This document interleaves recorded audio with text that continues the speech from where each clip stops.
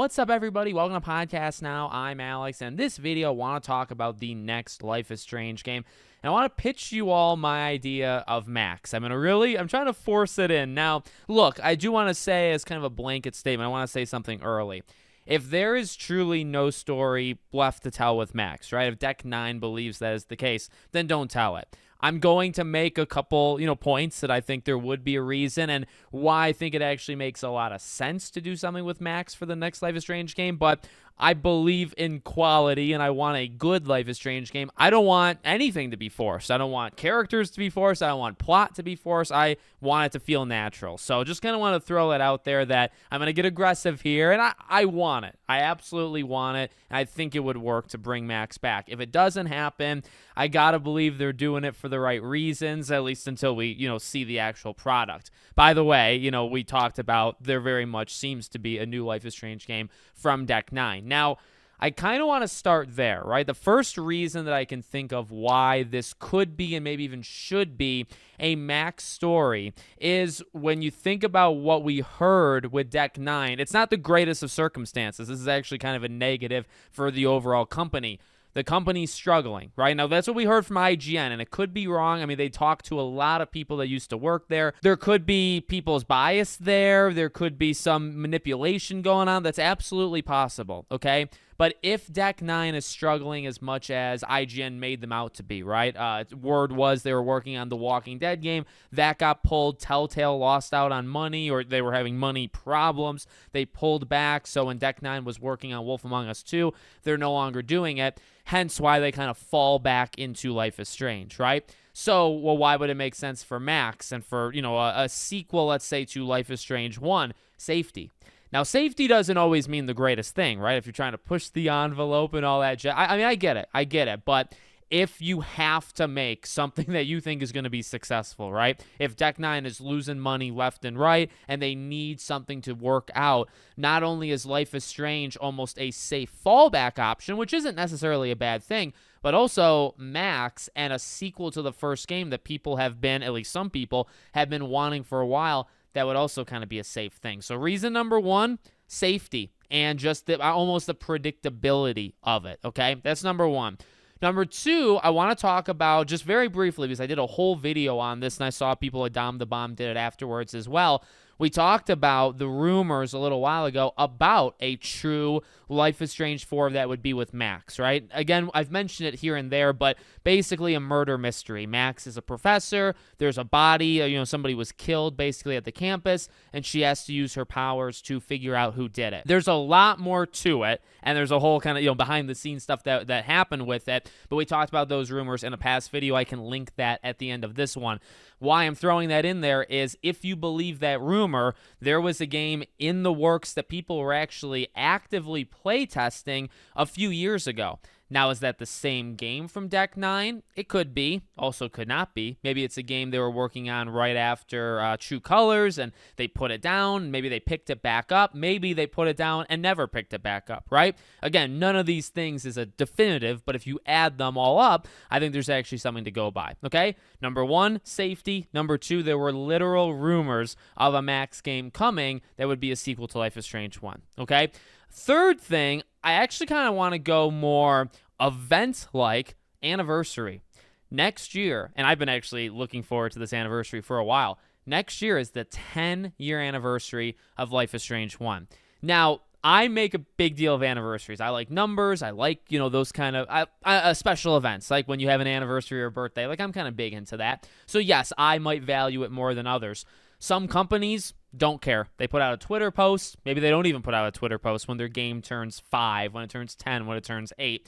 Sometimes they do care. Sometimes things actually happen when games that are, synonymous with something become, and they're so big, and they celebrate something.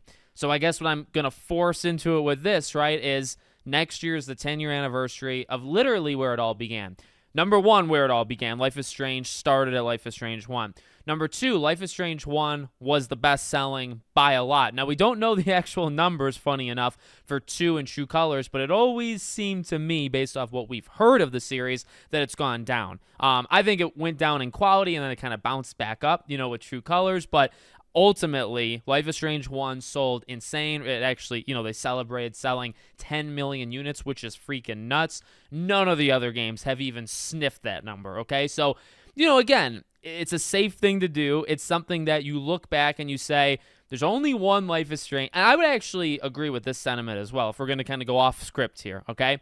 There's only one Life is Strange game that I think kind of got universal everything. Universal praise from critics, which ultimately they don't really matter to me, but critics really like the first game, and they've been divided kind of ever since. Fans, I would say overwhelmingly fans like the first game. I would say rankings prove that. I would say just sentiment online. And I would also say sales, right? Now, you could argue with different circles where it's like, well, hey, I'm in this circle that says Life is Strange 1 is the best game. Maybe somebody says Life is Strange 2. I believe factually there are probably more fans of Life is Strange 1 than any of the other games. But I do think sales is the best statistic to actually look at and say, there's kind of evidence Life is Strange 1 did the best. And that's not a subjective thing, did the best. It literally sold the best. So when you find yourself in a predicament, when you're looking next year at a 10-year anniversary, and hey, the next game that, this next Life is Strange game could very well come out next year. If it's here's honestly what I'm putting together, right? The game sells well. The game does well. Deck 9 sounds a little desperate. They go back and they say, we're approaching a 10-year anniversary. We can line everything up. Let's make the next Life is Strange game a Max story. Now, you have to decide on Chloe, right? Which canon ending, basically. You have to give an ending the canon status at the end of the first game. I think there's a desire for it. Now, I want to kind of go into that just for a few minutes before we wrap up the video. I personally think there's more you can do with her. Now, playing the first game, and I played it when it first came out, every episode the day it released, I really felt like they could have kept going. And, the comics did, right? Now, the comics are very debatable. People are kind of split, I should say, right, on whether the comics are good or bad. But, I just feel there was more story to tell with Max. I think she's the most interesting, and this is a subjective thing.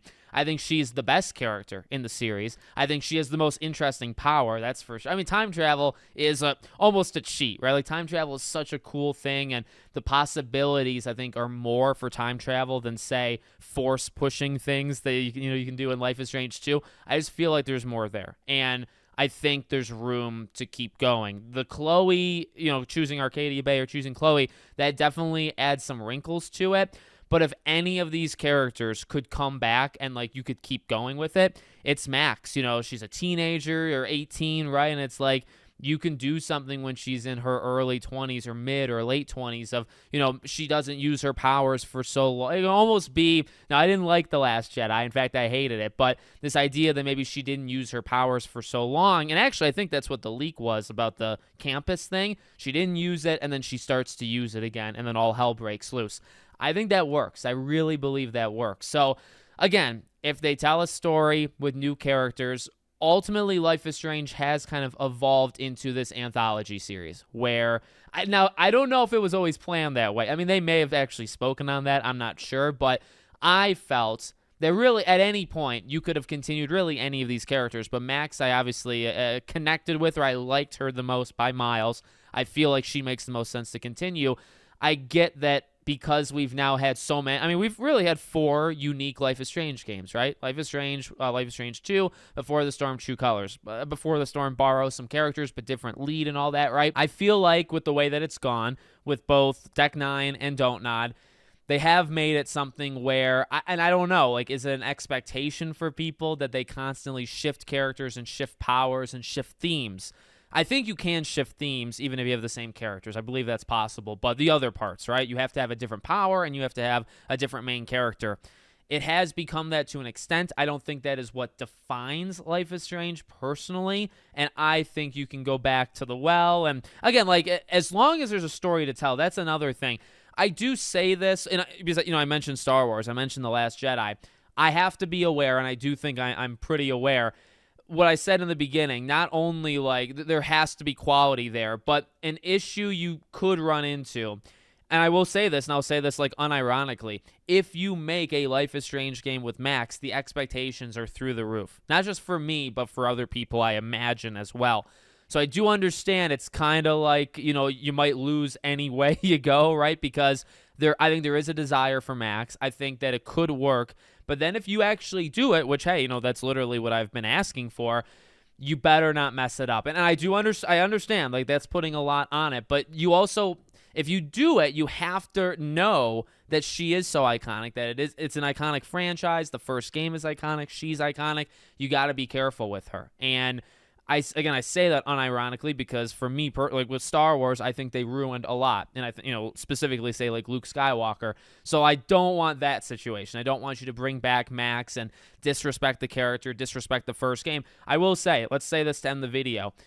Deck 9 has my trust, to at least to an extent, but they have my trust of respect for the past. Now, that's my own opinion. Like Before the Storm, I've said this time and time again, I really like Before the Storm. And I don't know if you can say this with an absolute fact or if it's more of a subjective thing. I feel like no matter what you feel about like the quality of the game, I think the respect for the past was there. I think actually the respect in the farewell episode, I think that is actually your best proof. You could argue the Chloe thing. You could argue how they got Rachel and really Chloe to the start of Life is Strange 1.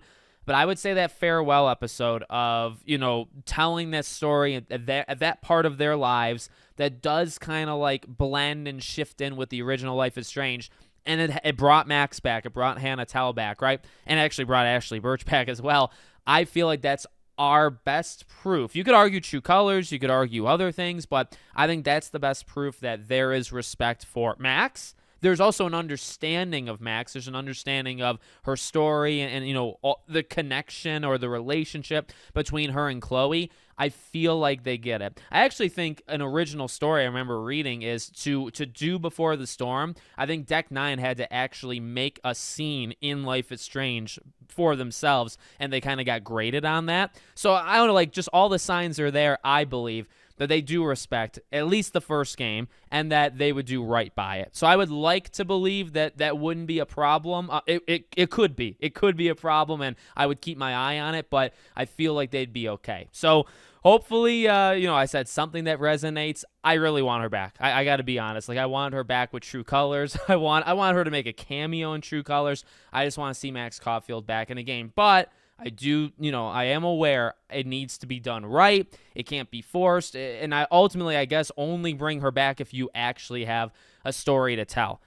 It could be nostalgia. It could be whatever that drives me, for wanting to see her back. But I've said it before. She's one of my favorite characters, period, of all time. Not male or female. Just one of the best gaming characters, Max Caulfield, to me. I know a lot of people like Chloe, but I really like Max. So let me know what you guys think in the comments. Make sure, as always, you're subscribed to the channel, bell icon turned on, and I hope to see you all on the next one.